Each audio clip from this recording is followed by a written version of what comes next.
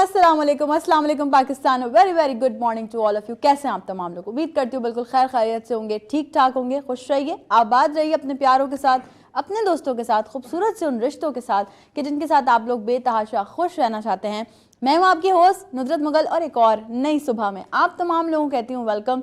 क्या हाल हवाल है, कैसे हैं भाई? ज़िंदगी कैसे गुजरी है? यकीनन बहुत अच्छी गुजरी होगी और बहुत खूबसूरत गुजरी होगी और अब नई सुबह के साथ जुड़ने के बाद यकीनन ज़िंदगी और मज़ीद बेहतरी की तरफ आ गई होगी। और यकीनन आज का शो भी कुछ बहुत मज़ेदार सी पर्सनालिटीज़ के साथ करने वाले हैं जो डिफरेंट प्लेटफॉर्म से ताल्लुक़ रखते हैं। और आज के शो में एक समझे एक आपको ना एक गुलदस्ता मिलने वाला है जिसमें हर पूल होगा। तो यकीनन मेरी बहनें जो मुझे देख रही हैं वो भी इंजॉय करेंगी और जो हमारी यूथ हमें देख रही है वो भी इंजॉय करेगी। बेसिकली हम अपने शो पर टारगेट करते हैं अपनी यूथ को। ये जो यंग जनरेशन है ना, ये हमारी ज़िंदगी का आगे आने वाले मुस्तकबिल के मेमार हैं और मुस्तकबिल का सरमाया है। तो इनको हमने ज़रा बिल्कुल भी ना फरामोश नहीं करना है, इनके लिए हमने एफ़र्ट्स करनी है। इन्हीं के लिए हम बात कर रहे होते हैं कि किस तरह से पाकिस्तान की नौजवान नस्ल मज़ीद बेहतरी की तरफ जा सकती है। अच्छा, पाकिस्तान की तामीर और तरक्की या किसी भी माशरे की तामीर और तरक्की में जब हम बात करते हैं कि एजुकेशन बड़ी ज़रूरी है, जब हम बात करते हैं कि बच्चों की अच्छी तरबियत बहुत ज़रूरी है, वहीं एक और बहुत ज़्यादा मायने रखती है जो कि है कि आपके माशरे की औरत कितनी खुद मुख्तार है। आपको वुमेन एम्पावरमेंट पे आपने कितना काम किया हुआ है। आपके माशरे में अगर एक ऑर्गेनाइजेशन है, अगर एक कॉर्पोरेट सेक्टर है, तो वहाँ पे अगर 50% आपके मेल सोसाइटी काम कर रही है तो 50% आपकी फीमेल सोसाइटी को भी उतने ही राइट्स मिलने चाहिए जो कि आपकी मेल सोसाइटी के पास है। बदकिस्मती के साथ अगर देखा जाए पाकिस्तान में, अच्छा इसमें पहले मैं एक चीज़ क्लियर कर दूँ, इसमें कसूर दोनों लोगों का है। यानी हमारी कुछ ख़वातीन भी ऐसी हैं जिन्होंने क्राइटेरिया बड़ा जो है वो ख़राब तरीन बनाया हुआ है और हमारे मर्द हजरात भी ऐसे हैं जो कि बड़े डोमिनेंट हो जाते हैं कि मैं हूँ, बस मुझे ही करना है सब कुछ और इसके अलावा जो है वो मैं कुछ, तुम जो है वो कोई काम ना हम लड़कियों को बाहर निकलने देते हैं, ना हम उनको कोई काम करने देते हैं, ना हम कोई उनकी ज़िंदगी में जो है वो उनको कोई आसानी पैदा करने देते हैं। तो ये कौन करेगा? ये सब हमने ही तो करना है।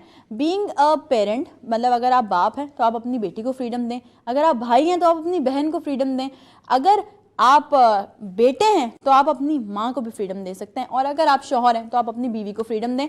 लेकिन तमाम ख़वातीन को भी ये बात चाहिए कि अगर उनके घर वालों ने उन्हें उड़ने के लिए, उड़ान के लिए पर दिए हैं तो वो उन परों का गलत इस्तेमाल ना करें, कोई ऐसा काम ना करें, कोई ऐसी चीज़ ना करें जिससे उनके माँ बाप का सर शर्म से झुके या उनके भाई को दोस्तों में बैठ के एम्बेरसमेंट फील हो कि तुम्हारी बहन ने ये कर दिया या फिर उसका जो शौहर है उसको किसी किस्म की कोई प्रॉब्लम हो। तो मैं हमेशा से आप लोगों से ये बात कहती हूँ कि भाई जो लड़कियाँ मुझे देख रही हैं, अगर उनको एम्पावरमेंट की तरफ जाना है, वो चाहती हैं कि वो वुमेन एम्पावरमेंट की तरफ जाएं, तो भाई आपने करना क्या है? आपने ये करना है कि आप अपने भाई की इज़्ज़त का ख्याल करते हुए, अपने बाप की इज़्ज़त का ख्याल करते हुए, अपने शौहर की इज़्ज़त का ख्याल करते हुए आप घर से निकल भी सकती हैं, आप काम भी कर सकती हैं, आपको हर प्लेटफॉर्म पे काम करने का मौका दिया जाएगा।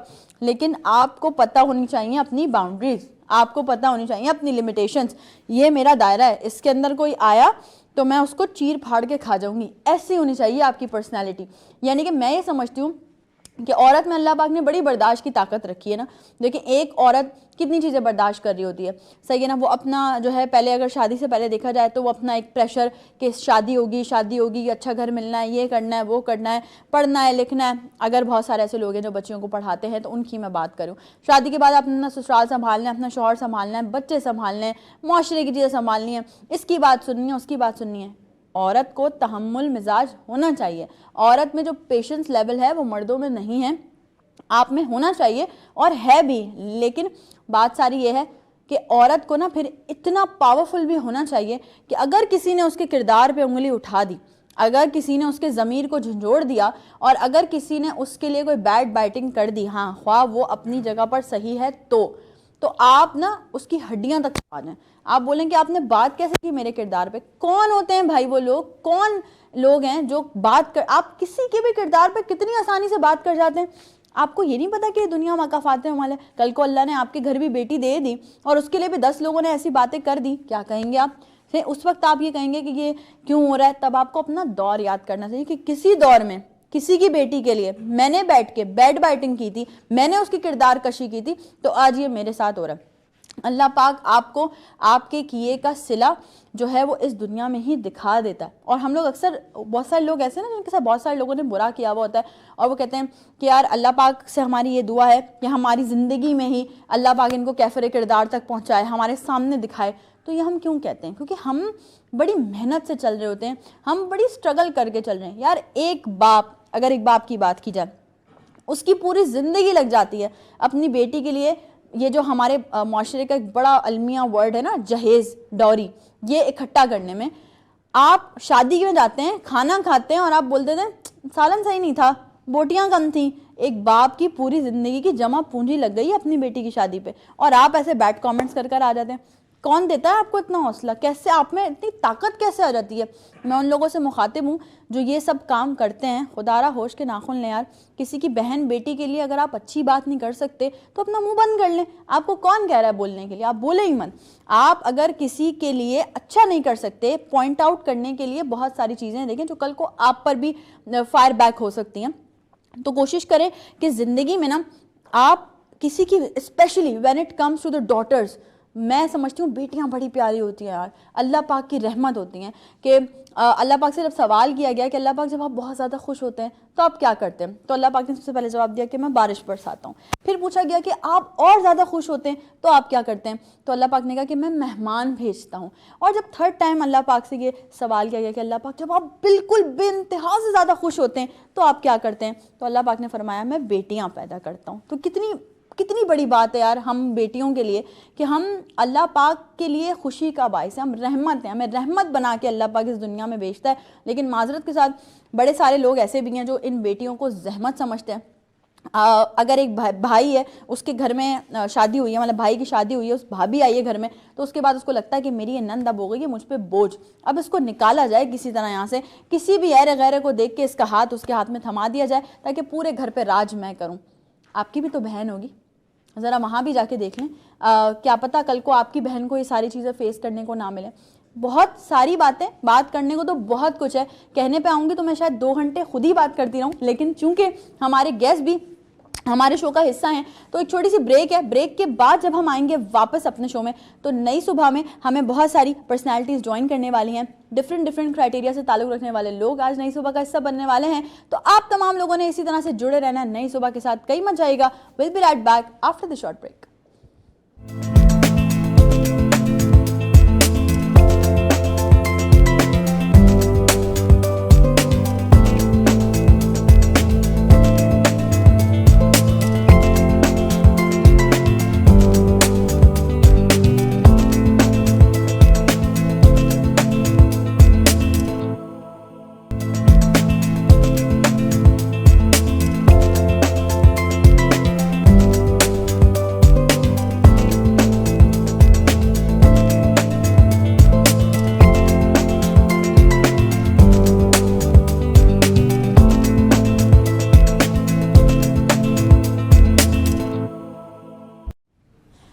Welcome back. एक बार फिर से तमाम लोगों को खुशामदीद कहती हूँ नई सुबह में। जैसा कि मैंने आपको बताया था कि आज का शो बड़ा स्पेशल होने वाला है क्योंकि आज के शो में डिफरेंट प्लेटफॉर्म से ताल्लुक़ रखने वाले लोग हमारे साथ मौजूद हैं। मशहूर ज़माना डायलॉग है मेरा, एक सब जानते हैं कि मैं हमेशा ये कहती हूँ लेडीज़ ऑलवेज फर्स्ट। तो मैं हमेशा से इंट्रोडक्शन का आगाज़ करवाती हूँ लेडीज़ से।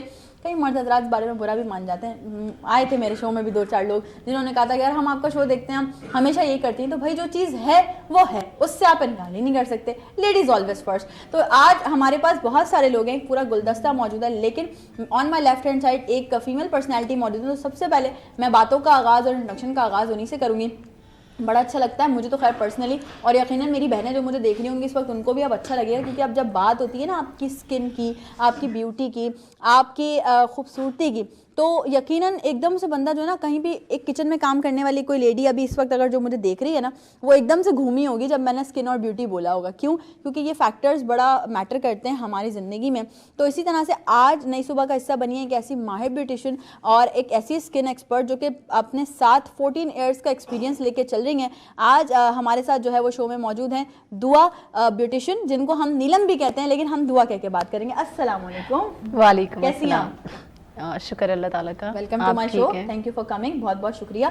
आज आपने बहुत सारी टिप्स भी देनी है सबको, बहुत सारे सवालात भी हैं मेरे पास जो मैंने आपसे पूछने हैं। दुआ के साथ ही जो है एक और पर्सनालिटी मौजूद है मुझे बहुत अच्छा लगता है पर्सनली जब मैं अपने सीनियर्स को इंट्रोड्यूस करवा रही होती हूँ अपने शो में, और वो भी ऐसे सीनियर्स जो कि बहुत अच्छा बोलते हैं और ऐसा बोलते हैं जिनकी बातें दिलों में असर करती हैं। लास्ट टाइम भी आपने उन्हें हमारे शो में देखा, बहुत खूबसूरत बातें की, और मज़े की बात है कि जो उनका नाम है ना, बस उसी से हम सबको मोहब्बत है, क्योंकि उन्होंने पाकिस्तान की मोहब्बत में अपने नाम के साथ ही पाकिस्तानी लगवा दिया है। वो इस कदर प्यार करते हैं और मैं समझती हूँ कि वो पाकिस्तान का सदका भी देते हैं। लास्ट 25 दिसंबर को भी उन्होंने जो है वो सदका पाकिस्तान दिया था। और साथ ही साथ अब हम लोग सब जानते हैं कि एक मर्ज जिससे काफ़ी लोग गुजर रहे होते हैं, चिकनगुनिया, बहुत सारे ऐसे पेशेंट्स हैं जो शायद उसकी दवाई अफोर्ड नहीं कर सकते, तो उनकी दवाई का बंदोबस्त भी करते हैं। और अब एक और स्टेप लिया जा रहा है कि उनकी ज़िंदगी पर एक ज़बरदस्त सी किताब लिखी जा रही है, तो आज उसके हवाले से भी उनसे बात करनी है। और डिफरेंट पाकिस्तान के कुछ यकीनन मसाइल हैं, चीज़ें हैं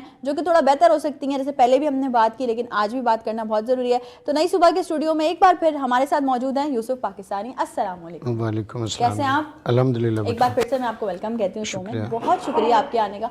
चलें जी, अब आ जाते हैं ज़रा सिर्फ राइट हैंड साइड। भाई बीइंग अ सिंगर, आपको पता है कि जब मेरे शो में म्यूज़िक होता है तो मैं अलग ही आपको चार्ज अप नज़र आ रही होती हूँ, क्योंकि ज़ाहिर है अपना भी यही काम है। तो जब अपने मतलब वो कहते हैं ना बिरादरी वाले लोग आ जाते हैं, ओह माय गॉड, ओके, तो खैर बहरहाल ये एक अच्छी बात है फ्रेटर्निटी की, जब हमारे लोग आ जाते हैं ना तो तब थोड़ा सा अच्छा हो जाता है आपका मूड। और सुबह सुबह नई सुबह हो, म्यूज़िक ना हो, ऐसा तो हो नहीं सकता।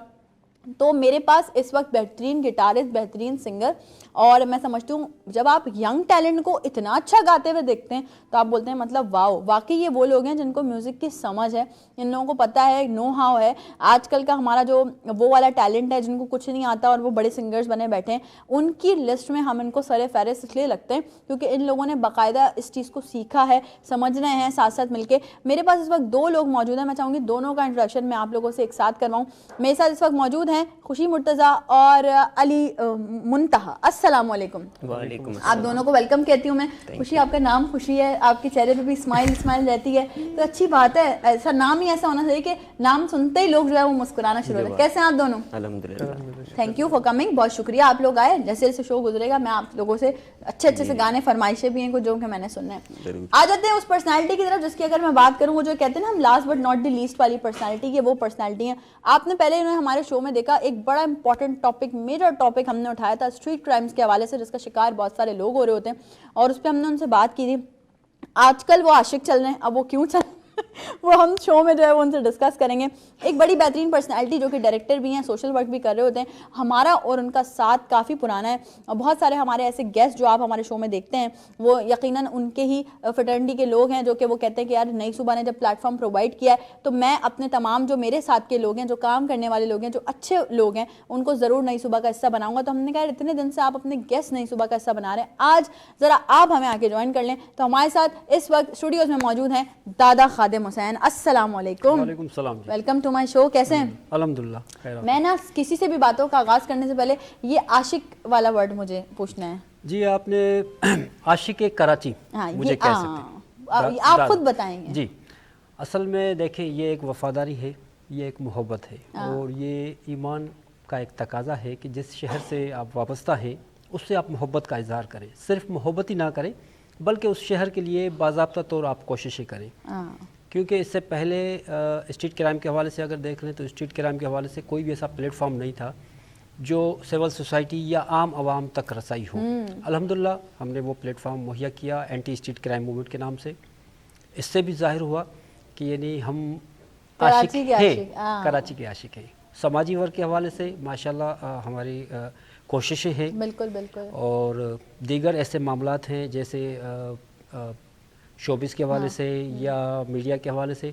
कोशिश हमारी ये है कि यानी हम हर सतह पे, क्योंकि कराची वो वाहिद शहर है पाकिस्तान का जो पूरे पाकिस्तान के लिए ख़ास है। बिल्कुल माशी हब है कराची, बिल्कुल पूरे पाकिस्तान का। जितने भी हमारे सूबे हैं, जितने भी कराची पाकिस्तान के शहर हैं, वहाँ के लोग आते हैं, यहाँ पे माशाल्लाह रहते हैं। ये एक मोहब्बत है। बिल्कुल है, बिल्कुल। और देखिए ये मोहब्बत कुदरत की तरफ से अतिया की जाती है। ऐसा ही, ऐसा ही। और कोई भी अल्लाह ताला के हुक्म के बगैर दरख्त के एक पत्ते को ताकत नहीं है कि वो हिल के दिखाए। बेशक। मगर जो हम अमल कर रहे हैं तो उसमें भी अल्लाह ताला की रज़ा शामिल है। ऐसा ही है, बिल्कुल। किसी के लिए भलाई का ज़रिया हो, किसी के लिए आसानी का ज़रिया हो।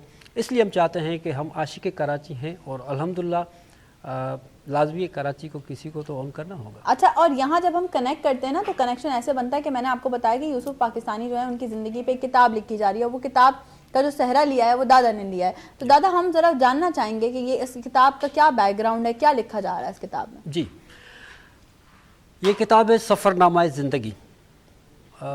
एक शहरी पाकिस्तानी यूसुफ पाकिस्तानी, सबके लिए रोशन मिसाल। देखिए, हम आइडियल बनाते हैं अपनी ज़िंदगी में मुख्तलिफ़ शख्सियात को, जिसमें फ़िल्म स्टार भी होते हैं, मुख्तलिफ़ शोबे से वाबस्ता लोग भी होते हैं, मगर जो रियलिटी में काम करने वाले लोग होते हैं, जो लोगों की नज़रों में ओझल हैं, हाँ, जो लोगों तक यानी समझ लें कि इतनी ज़्यादा रसाई नहीं है या ज़्यादा उन तक पहुंच नहीं है, लोग उनकी शख्सियत को नहीं पहुंच सकते। तो मैंने मुशाहिदा किया, देखा, तजर्बा था मेरा। जब भी जाना हुआ तो तकरीबन 40-50 लोग डेली दवाई की सूरत में चिकनगुनिया के लिए लोग, अच्छा ऐसे मैंने लोग देखे जो घूम भी नहीं सकते थे, यानी वो भी आते थे कि हमें दवाई चाहिए, अच्छा फ्री ऑफ कास्ट। हाँ। दवाई तो उनको मिल जाती है, मगर वो दवाई, उस दवाई के लिए शर्त ये है कि उसके साथ दूध इस्तेमाल करना है। हाँ। तो अल्हम्दुलिल्लाह मैंने देखा यूसुफ भाई माशाल्लाह अपनी जेब से उनको दूध के पैसे भी दे रहे हैं, किसी को 500 दे रहे हैं, किसी को 1000 दे रहे हैं कि आपको दूध के बगैर ये दवा इस्तेमाल नहीं करनी। बहुत से ऐसे मसाइल मैंने देखे कफन दफन के हवाले से। कोई लावारिस है, कोई गरीब है जिसको कफन के पैसे नहीं है, अपनी जेब से। ये वो शख्सियत हैं जो अपनी जेब से यानी सारे काम करते हैं, किसी पे डिपेंड नहीं करते। 1 रुपया भी आज तक मैं गवाह हूँ इन चीज़ को, उन्होंने चंदा नहीं लिया, किसी से मदद नहीं ली, अपनी मदद आपके तहत। तो मैंने सोचा कि जब इतनी लोग हैं, काम कर रहे हैं, वो अपनी अपनी सर्विसेज के पैसे ले रहे हैं, तो ये वो वाहिद शख्सियत है जो बिल्कुल फ्री ऑफ कास्ट काम कर रहे हैं। तो इनकी ज़िंदगी पे एक किताब लिखी जाए। तो एक शहरी हैं हमारे पाकिस्तान के, और माशाल्लाह इनके नाम के साथ जुड़ा हुआ यूसुफ पाकिस्तानी, और इन्होंने 25 करोड़ आवाम का जो सदका दिया 25 दिसंबर को 2 ऊँटों का, ये बहुत बड़ा इकदाम है। आज कल देखें कि हम नफसा नफसी में फंसे हुए हैं, यानी अखराजात मुकम्मल करना हर बंदे के लिए बस में बात ऐसा नहीं। ही है। मगर उस दौरान, इस नफसा नफसी के दौर में अगर पाकिस्तान की मोहब्बत में आप कुछ कर रहे हैं, तो ऐसी शख्सियत को खराज तहसीन पेश करने के लिए पेश करना चाहिए। और उनकी तरफ बढ़ने से पहले मैं यकीनन उनके लिए एक शेर कहना चाहूँगी कि रखते हैं जो औरों के लिए प्यार का जज्बा, रखते हैं जो औरों के लिए प्यार का जज्बा, वो लोग कभी टूट कर बिखरा नहीं करते। यूसुफ पाकिस्तानी साहब, मैं चाहूँगी कि ज़रूर आप प्रोग्राम का हिस्सा हम आपकी ज़रा बातें बनाएं और आप ज़रा अपनी उन मखसूस और स्पेशल बातों से बताएं ज़रा आवाम को कि आजकल क्या चल रहा है जो पाकिस्तान के लिए आप खिदमत करें। सबसे पहले तो मैं तो यूँ कहूँगा कि तकरीबन परेशानियाँ और बहुत कम लोग हैं जो खुशनसीब जिनको परेशानियाँ बहुत कम हैं, और अक्सरियत में देखता हूँ करोड़ों लोग जो ना, वो सबसे मेन चीज़ वो बेरोज़गारी। और सच्ची बात तो ये कि जब उनकी तरफ ख्याल जाता है कि खाली पेट भी हैं लोग और पूरा खाना भी नहीं खा पा रहे, चप्पल कपड़े तो बड़ी दूर की बात है। हम लोग चंद लोगों को देख के हम कहते हैं कि जी पाकिस्तान के लोग बड़े खुशहाल हैं। तो मैं उनको ये कहता हूँ कि अल्लाह तेरी ज़ुबान मुबारक करे कि लोग मेरे जैसे, आप जैसे लोग खुशहाल हो जाएं ताकि परेशानियों का ख़ात्मा हो। तो मेरी जो सबसे बड़ी जो मामलात हैं ना, वो यही रहते हैं कि एक जुमला ये मेरा ज़ाती है कि फ़िक्र इंसानियत फ़िक्र Pakistan, I am master Mohammad Yusuf, made in Pakistan. तो बात ये कि हर किसी को फ़िक्र है अपनी अपनी, मुझे फ़िक्र है पाकिस्तान और 25 करोड़ आवाम की। ये जुमले हकीकत पर मबनी है ये, और ये चीज़ें देखते हुए तो बड़ी अंदर से रो पड़ता था मैं। तकलीफ़ होती कि यार हम जैसे इंसान वो भी तो हमारे जैसे ही हैं। और अभी जब कुछ चीज़ें मैं बच्चों को देखता हूँ तो आप यकीन कीजिएगा बेटा कि मुझे अपने बच्चे ही जो ना याद आ जाते हैं कि यार अगर खुदा न खासा जैसे ये बच्चे परेशानी के आलम में हैं तो मेरा बच्चा भी तो हो सकता है। तो हम दूसरों को तो देखते हैं इस नज़र से, लेकिन उस तकलीफ़ को कभी अपनी नज़र से देखते नहीं है कि ये मेरे ऊपर भी हो सकता है या मुझे भी तकलीफ़ हो सकती है। तो वो एक दिल में दर्द सा एक उठता है। तो जहाँ तक बस होता है कर लेता हूँ, नहीं होता तो फिर खामोशी इख्तियार करनी, और क्या करना है हमने। बाकी रहा जो पाकिस्तानी का जो मामला है कि ये तो मैंने पहले भी बता चुका हूँ कि मुझे लोगों ने ये पाकिस्तानी का लक़ब दिया था। 25 करोड़ आवाम, आप भी बेटा पाकिस्तानी हो, लेकिन मुझे लोगों ने लक़ब इसलिए दिया कि मैं वही फ़िक्र पाकिस्तान के ज़रा से पाकिस्तान के हालात ख़राब देखने, तो मैं जो ना बकरे का सदका देने चला जाता था। और शायद मेरे ख्याल से अब तो मेरे काफ़ी सारे रिकॉर्ड हो गए हैं अल्हम्दुलिल्लाह, कि यानी अंडा भी है, मुर्गा भी है, बकरे भी हैं, ऊँट भी हैं, बैल भी हैं, और वो जो काला जो कट्टा होता है जिसको वो भैंस का जो बच्चा है, तो और कबूतर मैंने उड़ाए, फाख्ता मैंने उड़ाई, सिर्फ़ और सिर्फ यही ख्याल, जैसे वो तकलीफ़ होती जब इंसान किसी चीज़ को महसूस करता ऐसा है। ही है। तो मैं हमेशा इस तरह से महसूस करता हूँ कि मैं अपने आप को काट लेता हूँ कि हाँ दर्द होती है, तो फिर यही आता है ध्यान में कि सर किसी को तकलीफ़ होती है, क्या बात बस एक एहसास पैदा होता है, बस और कोई बात नहीं। सारी बात एहसास की, जब तक आपके अंदर एहसास नहीं है तब तक आप इंसानियत की खिदमत नहीं कर सकते। आप दुआ भी हमारे साथ मौजूद है, यकीनन मेरी बहनें वेट कर रही होंगी कि भाई अब ठीक है, अब इतनी सारी बातें हमने सुन ली, अब ज़रा आ जाओ, इधर भी आ जाओ। तो बात यह है कि ये जो बातें आपने इससे पहले सुनी है ना, देखें ये भी बहुत काम की बातें हैं, और हम हमेशा से ये कोशिश करते हैं, नई सुबह की पूरी टीम की यही कोशिश होती है कि जो लोग भी शो का हिस्सा बने उनकी ज़ुबान से कुछ इस तरह की ही बातें निकलें, या वो अपनी बातों के ज़रिए आप तमाम लोगों को कहीं ना कहीं थोड़ा बहुत ज़िंदगी में बेहतर बना सकें, या थोड़ा बहुत ज़िंदगी में आगे बढ़ने की थोड़ी सी उमंग दे सकें। तो दुआ हमारे साथ है। दुआ, कब से जर्नी स्टार्ट हुई है as a beautician, as a skin expert, कब से काम कर रही हैं आप? अगर मैं ये बात बताऊं कि मैं कब से कर रही हूँ तो वैसे भी लोग हैरान हो जाएंगे। मैं खुद 8 साल की थी उस वक्त से मैं इस फील्ड में हूँ। हाँ, ओके। तो उसके बाद से आज तक पहले मेरे पास सैलून भी थे 2, फिर मैंने वो वाइंड अप कर दिए थे। अच्छा, 8 साल की उम्र से काम कर रही हैं। Yes. सबसे पहले कौन सा, मतलब क्या प्रोसीजर किया था सबसे पहले? मतलब फेशियल किया था, आईब्रोज बनाई थी। 8 साल की बच्ची से आईब्रोज किसने बनवाई? मेरी फुप्पी की बेटी थी, उन्होंने फर्स्ट सही टाइम। बन गई थी या नहीं, उड़ा उनकी सही बन गई थी। सही बन गई? हाँ, मेरी सिस्टर की उड़ गई थी। अच्छा, नहीं होता है ऐसे, मिसहैप ऐसा, हो जाते हाँ, हैं बिल्कुल। जब अच्छा, फिर ट्रेनिंग उसके बाद प्रॉपर सीखा? हाँ, उसके बाद बस प्रॉपर सीखती गई, कभी किसी सैलून से, कभी किसी आगे पता चला ये अच्छी जगह, यहाँ से सीख लिया मेमन फाउंडेशन से, इधर उधर से। बस अब तक भी ट्रेनिंग भी होती है और वर्क भी होता है। अच्छी बात है, सीखने की तो कोई उम्र ही नहीं होती है। हाँ, अब भी क्लासेस हो जाती हैं। स्किन पे काम कर रही हैं, मेकअप पे क्या काम कर रही हैं, या अब सिर्फ मतलब ऑल ओवर? पहले मैं मेकअप वगैरह और ये ज़्यादा देख लेती थी, पर अब ऐसा नहीं है। अब मैं स्किन ट्रीटमेंट और हेयर ट्रीटमेंट ज़्यादा करती हूँ। ट्रीटमेंट्स पे ज़्यादा काम कर रही हैं, अच्छी बात है। अच्छा, आजकल के मौसम या वैसे भी अगर देखें, मतलब जो ड्राई मौसम हमारा आता है तो उसमें स्किन बड़ी ड्राई हो जाती है, तो कोई होम रेमेडी है हमारे पास जो हम कर सकें घर में? हाँ, बहुत सारी है। इस तरह तो होम रेमेडी बहुत सारी होती हैं। अगर हम रात को सोते वक्त, ख़ासतौर पे जैसे फीमेल्स, अगर वो रात को सोते वक्त, अब एक नॉर्मल सबके घरों में ये चीज़ मिल जाती है, नारियल का ऑयल जो होता है, कोकोनट ऑयल। कोकोनट ऑयल होता है, ये हर जगह अवेलेबल है, ऐसा ही है। हर कोई रखता है। तो ये कोई ऐसी चीज़ भी नहीं है जिसके लिए बाहर जाना ऐसा ही पड़े, है, फिर बिल्कुल लाना ऐसा पड़े, परेशानी का सामना हो। तो रात में अगर उसका चंद ड्रॉप लेके उसके मसाज किए जाएं स्किन पर, उसके बाद हम अगर सो जाते हैं तो। अच्छा, ये उन लोगों के लिए भी सही है जिनकी ऑयली स्किन? नहीं, ऑयली स्किन वाले नहीं हाँ, कर वो तो सकते, बिल्कुल नहीं कर सिर्फ सकते। ड्राई स्किन वालों के लिए है।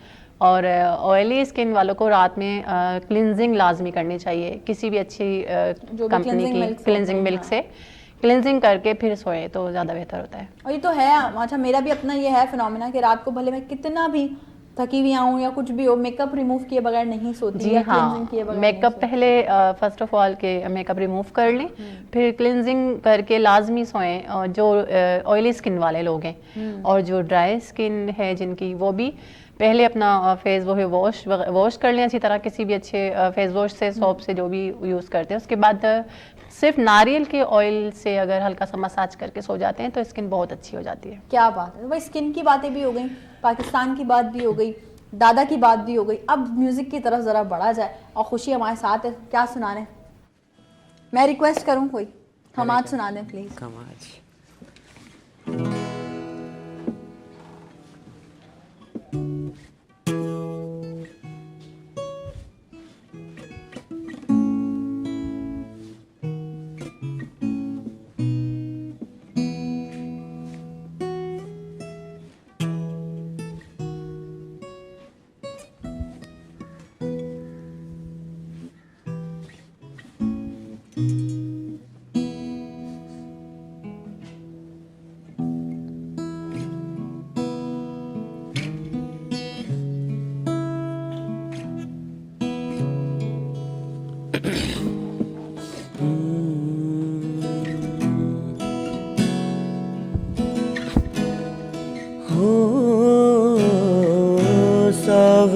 भी तो जाए पहरवा, सावन भी तो जाए पहरवा, मन मोरा घबराए, मन मोरा घबराए। सो गए परदेस पिया तुम, सो गए परदेस पिया तुम, चैन हमें नहीं आए, चैन हमें नहीं आए। मोरा सैया मुझसे बोले ना, मोरा सैया मुझसे बोले ना,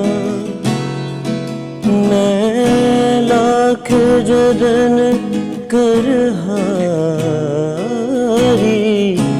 लाख जतन कर हार रही। मोरा सैया मुझसे बोले ना, मोरा सैया मुझसे बोले ना।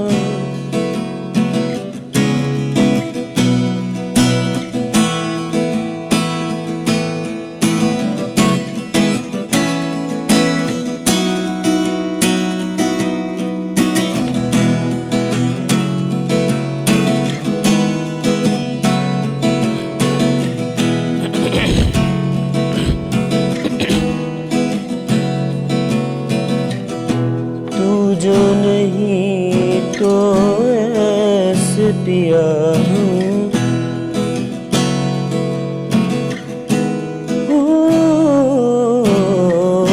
तू जो नहीं तो ऐसे पिया हूँ, जैसे सुनागना,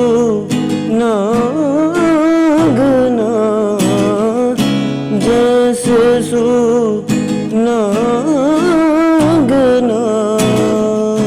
जब तिहारी राह निहारी, मैंने तिहारी राह निहारी, मैंने को तरसाना, मैंने को तरसाना। मोरा मोरा सॉरी, मोरा सैया मुझसे बोले ना, मैं लाग जतन कर हारी, लाख जतन कर हार रही। मोरा सैया मुझसे बोले ना, मोरा सैया मुझसे बोले ना। क्या बात, क्या बात। और आई जस्ट लव दैट कि अगर कहीं भी इंसान से कुछ मिस्टेक हो जाए तो उस इंसान को उसको ओन करना चाहिए, because we are not perfect one ना। तो अच्छी बात है, इस बात के लिए प्लीज़ खुशी के लिए आप लोग एक बार और क्लैप करें कि ये बड़ी अच्छी बात है। अच्छा, इतने अच्छे गाने के बाद, इतने ज़बरदस्त एटमॉस्फेयर के बाद मैं नहीं समझती बातें करना बनता है, एक छोटा सा ब्रेक बनता है। ब्रेक पे चलते, ब्रेक से वापस आने के बाद आपको दोबारा से ज्वाइन करेंगे, कहीं मत जाइएगा। We'll be right back after the short break.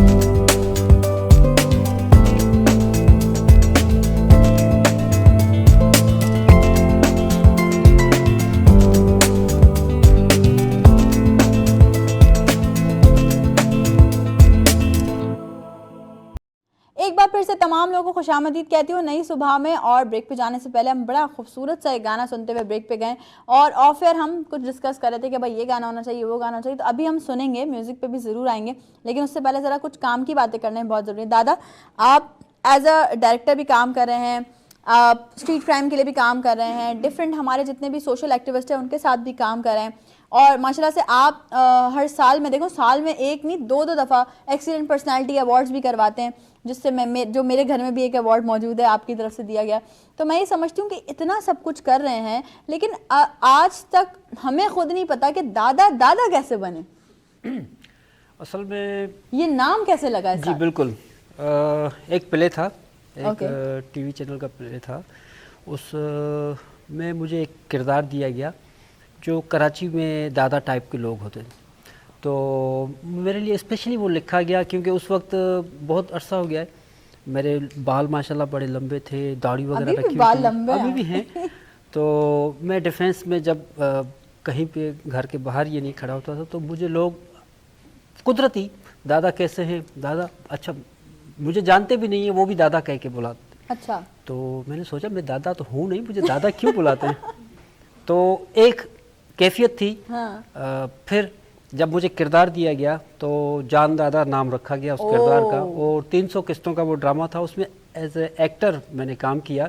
चलो एक और टैलेंट। हाँ, तो माशाल्लाह जब वो स्क्रीन पे पहले स्टार्ट हुआ तो माशाल्लाह बहुत सराहा गया, और उसमें ये हुआ कि फिर मेरा नाम वो पक्का हो गया कि बस दादा, हाँ, आपको दूसरे नाम से पुकारना नहीं है, दादा के नाम से ये तो पुकारना। आजकल वैसे अक्सर दोस्तों में भी ट्रेंड चल रहा है, और दादा क्या हाल है, वो इस तरह से बिल्कुल। करके लोग बोल रहे होते हैं। पर- लेकिन ये माशाल्लाह से आपका तो नाम ही वो पड़ गया है, बिल्कुल। सभी यही बोल रहे होते हैं कि मतलब दादा है, दादा है। तो मैंने कहा चलो आज ऑन एयर ये बात मैं पूछ ही लूँ कि दादा का। अच्छा, तो दादा सबसे ज्यादा अच्छा एक्सपीरियंस कौन सी फील्ड में रहा है आपका? मतलब आप सोशल एक्टिविस्ट भी हैं, आपने अब एक्टिंग भी करी, आपने बताया आप अवार्ड सेरेमनीज भी करते हैं, पता नहीं कितने सारे काम करें। सबसे ज्यादा अच्छा एक्सपीरियंस कौन सी फील्ड का रहा? डायरेक्शन। डायरेक्शन, लोगों को अपने इशारों पे नचाने का। असल में डायरेक्शन, है ना? मैं इसमें बहुत अच्छी बात पर मैं प्लीज बताइए। क्योंकि मैं जो ना मतलब है, मैं एक सीधा साधा पेंडू सा आदमी, मैं अपनी बात कर रहा हूँ मैं। अरे सर, आप जो काम कर रहे हैं वो तो पढ़े लिखे भी नहीं कर रहे। तो वो एक अल्लाह ताला का करम है ख़ास। तो मैंने दोनों दादा में ये चीज़ें देखी हैं। दादा में एक और क्वालिटी है जो आपको पता नहीं कभी नज़र आई या नहीं नज़र आई, मैं आज ओपन करके जाऊंगा इस बात पे। बिल्कुल। जब इनके कोई मुखालिफ बात हो जाए ना तो ये फिर बंदे को जो ना लफ्ज़ों से बड़ा छेड़ते हैं ये, और सर, ये तो हमें पता है। लफ्ज़ों से इनको जो ना बंदे को जो ना पूरा जो ना ये बंदे को जज्बात उखाड़ पछाड़ देते हैं। और वो जो बंदा थोड़ा सा भी होता है ना, कोई बैलेंस आउट जिसका होता है, तो ये आसरा वो खुद इनके अंदर ये हुनर है। दादा किस बात के हुए अगर ये ना किया तो? हाँ, तो दादा की जो वो अभी जैसे इन्होंने बात बताई कि बड़े बड़े बाल, तो इनको ये करैक्टर मिला, तो बिल्कुल ज़ाहिर है इनका जो स्टाइल है, तो इन्होंने वो कुछ ऐसे करके दिखाया होगा कि इनका जो ना नाम जो ना पक गया कि यार ये कोई दादा अच्छा, बहुत दादा बड़ा। उस प्ले का जो आपने प्ले किया उसका जी। कोई डायलॉग आपका जो आपको याद हो एज अ दादा, जान दादा? मैं चाहूँगा कि कोमल को आज ही आज मेरे सामने पेश किया जाए। अगर कोमल मेरे सामने पेश नहीं हुई तो ये पूरा कराची जाम हो जाएगा। कोमल। कोमल, जहाँ कहीं भी देख रही है कोमल, बहुत सारी कोमल देख रही असल में ड्रामे का नाम कोमल था। अच्छा, जो अच्छा। हीरोइन थी वो कोमल के नाम से थी। माशाल्लाह 3 किस्तों का था और बहुत ही लाजवाब प्ले था। बस ये- दादा, आप एज ए डायरेक्टर काम कर रहे हैं, आप हमारे डायरेक्टर प्रोड्यूसर्स को भी जानते हैं, जी हाँ। फवाद हमारे प्रोड्यूसर हैं, आले अब्बास जो है हमारे डायरेक्टर हैं, क्या कहना चाहेंगे हमारे डायरेक्टर एंड प्रोड्यूसर्स के लिए? मैं तो ये कहूँगा कि मुख्तलिफ और यूनिक काम करने के हवाले से बाज़ाब्ता तौर, और देखिए ये फील्ड जो है ना खुले माइंड, खुले दिल और साबरीन लोगों के लिए है। हाँ। ठीक है, जज्बाती लोगों के लिए बिल्कुल नहीं है। मगर जो मैंने नोट किया है आले भाई के लिए, फवाद भाई के लिए, माशाल्लाह ये साबरीन भी हैं, हंसमुख भी हैं और सबको इज़्ज़त देने वाले। इस फील्ड को ज़रूरत है ऐसे लोगों की जो दूसरों के एहसासात को समझें, हाँ। उनकी कैफियत को समझें, उनको इज़्ज़त दें। अच्छा, मैं इज़्ज़त देने के हवाले से ये कहता हूँ कि जिसके पास जो चीज़ होती है ना वही देते हैं। क्या बात है, क्या कहने, इन क्या शख्सियात के पास, आपके पास माशाल्लाह इज़्ज़त है, आप वही बात। ये अल्लाह दूसरे पाक का लोग- करम है हम पर, बस मालिक का एहसान है, परवरदिगार का, कि इतनी कम अरसे में और कम उम्री में अल्लाह पाक ने इतनी इज्जतों से नवाजा, और अल्लाह पाक हमेशा इसी पे बरकरार रखे, बल्कि मजीद इजाफा फरमाए, आमीन। और हमें भी हमेशा ऐसे ही काम करने की तौफीक दे जिससे हमारी इज्जतों में ही हमेशा इजाफा हो। तो बस ये हमारी टीम की, आपको तो पता है दादा तो एक तरीके से देखा जाए तो वीनस फैमिली का ही पार्ट है और हिस्सा है, और ये देखते रहते हैं कि एक वेल एग्जीक्यूटेड शो आपके सामने प्रेजेंट करने के लिए इसकी बैक कितनी मेहनत होती है, हमारी टीम की पूरी एक वर्किंग होती है। तो ऐसे अगर हम बात करें, यूसुफ साहब आपसे बात करें, पाकिस्तान, हमने पहले भी आपसे बात की थी कि पाकिस्तान की जो नौजवान नस्ल है वो, उनको बहुत झंझोड़ने की ज़रूरत है कि भाई उठो और पाकिस्तान के लिए बाहर निकलो।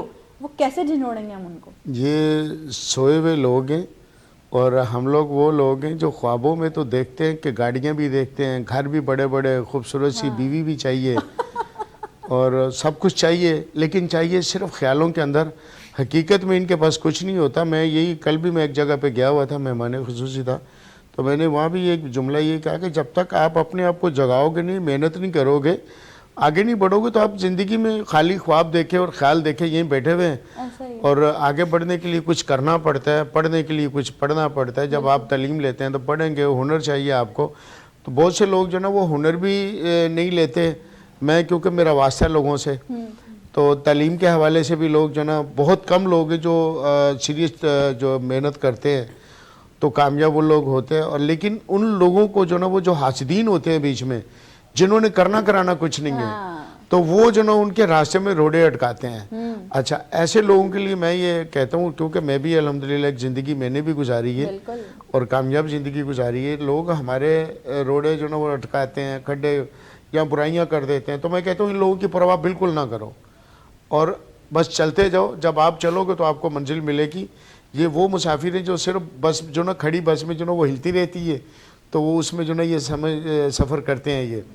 तो जबकि अगर लाहौर जाना तो उसके लिए टिकट भी चाहिए और उसके लिए सफ़र भी करना पड़ेगा, तो लाहौर पहुँचेंगे। और मैं समझती हूँ और कभी आपको किसी ने कोई चाल चल के या कुछ भी करके आप कहीं पे डिमोलिश भी हो गए, डिमोटिवेट भी हो गए, तो दोबारा उठ के खड़े हो जाएं। आप यकीन करें बेटा, मैं इस चीज़ का एक तजर्बा रखता हूँ मैं, क्योंकि मेरे साथ ज़िंदगी में ऐसा हुआ। मैंने भी बड़े धोखे खाए हैं ज़िंदगी में।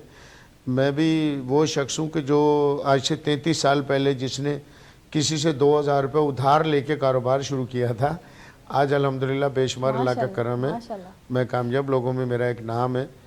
तो मैं यही चीज़ों को, बहुत से और भी लोग हैं जिनको अल्लाह का शुक्र है मैंने मोटिवेट किया है बाकायदा।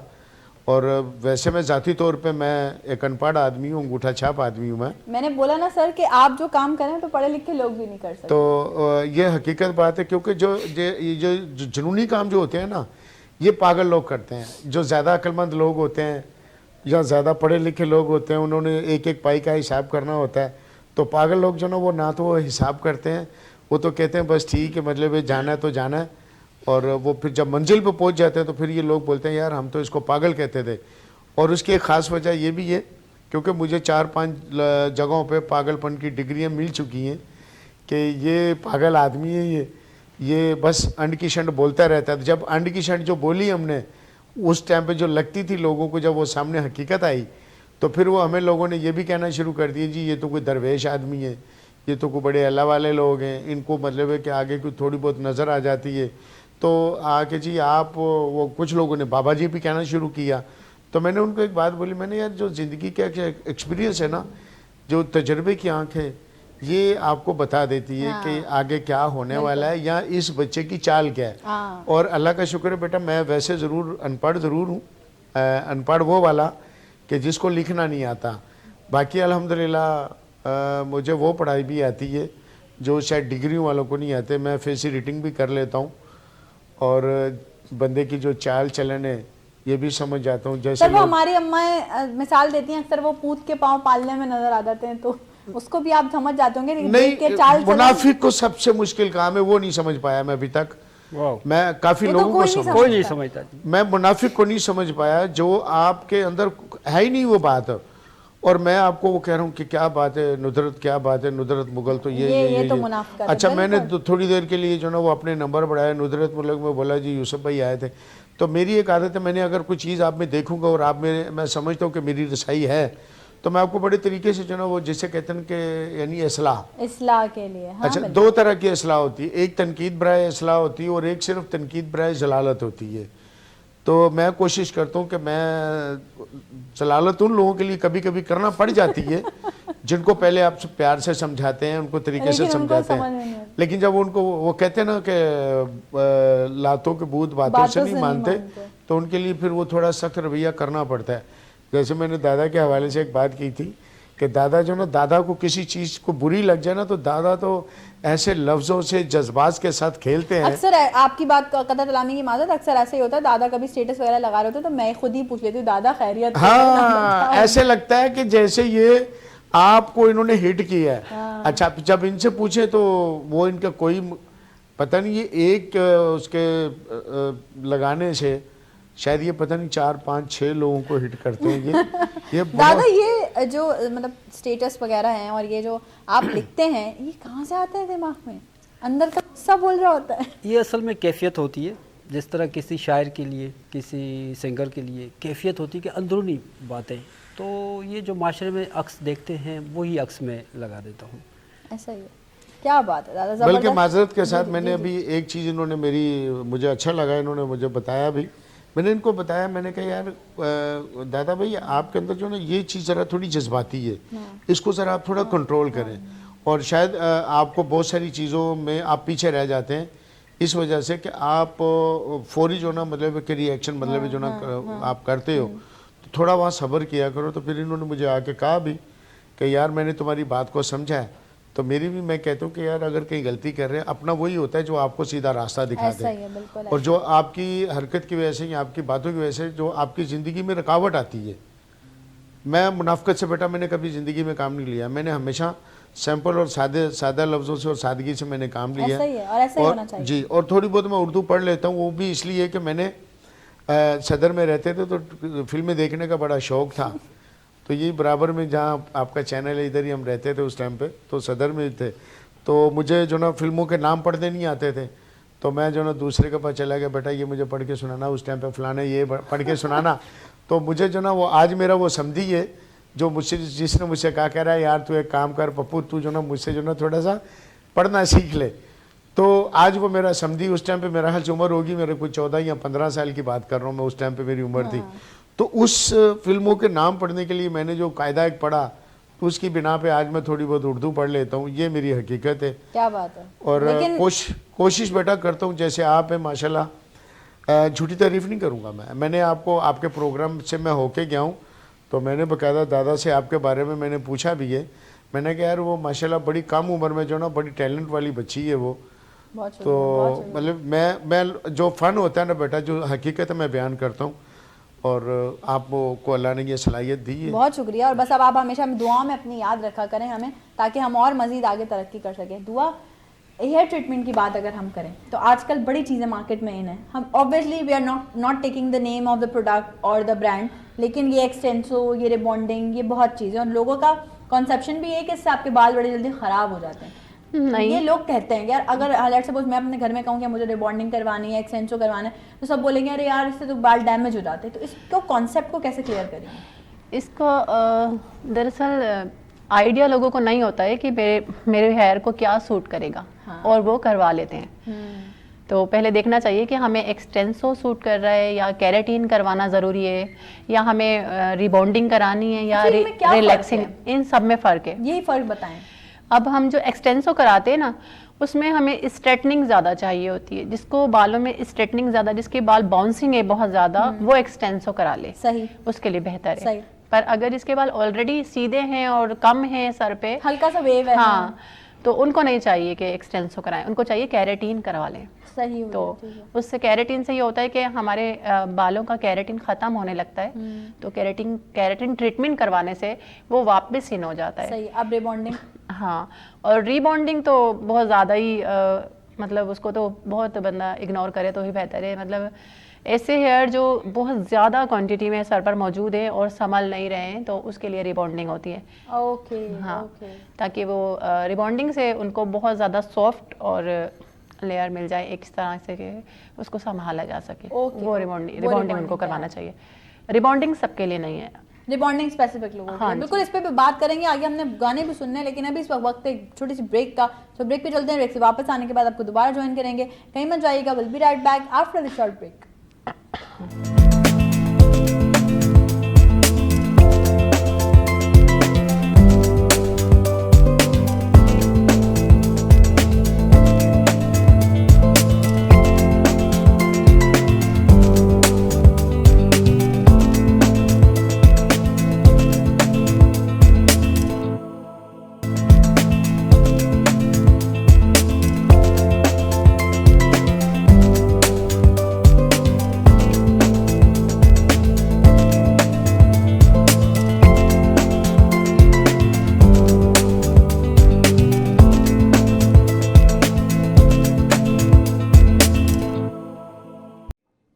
एक बार फिर से तमाम लोगों को खुशामदीद कहती हूँ नई सुबह में। ब्रेक पे जाने से पहले हम दुआ से बात कर रहे थे रिगार्डिंग हेयर ट्रीटमेंट। दादा से भी हमने काफ़ी सारी बातें की और यूसुफ साहब तो वैसे ही मौजूद हैं, उनसे भी बातें चल रही हैं। लेकिन इस वक्त हमने कहा कि क्यों ना प्रोग्राम में एक बार फिर से मौसीकी को ऐड ऑन किया जाए। और चूँकि हमारे पास जो है वो अली भी हैं, खुशी भी हैं, तो हम चाह रहे हैं दोनों मिल के कोई अच्छा सा एक कोलैब सुनाएं। और हमें ये जानकर बड़ी खुशी हुई कि भाई हमारी जो यंग यूथ है वो हमारे जितने भी लेजेंडरी सिंगर्स हैं उनको भी फॉलो करती है और उनको भी उसी तरह से गाती हैं। तो इस वक्त ये दोनों शामिल करने जा रहे हैं हमारे शो में मेहदी हसन खान साहब का गाया हुआ एक खूबसूरत सा ट्रैक। सो प्लीज़ आप दोनों का है अब स्क्रीन, आप लोग स्टार्ट हो जाइए।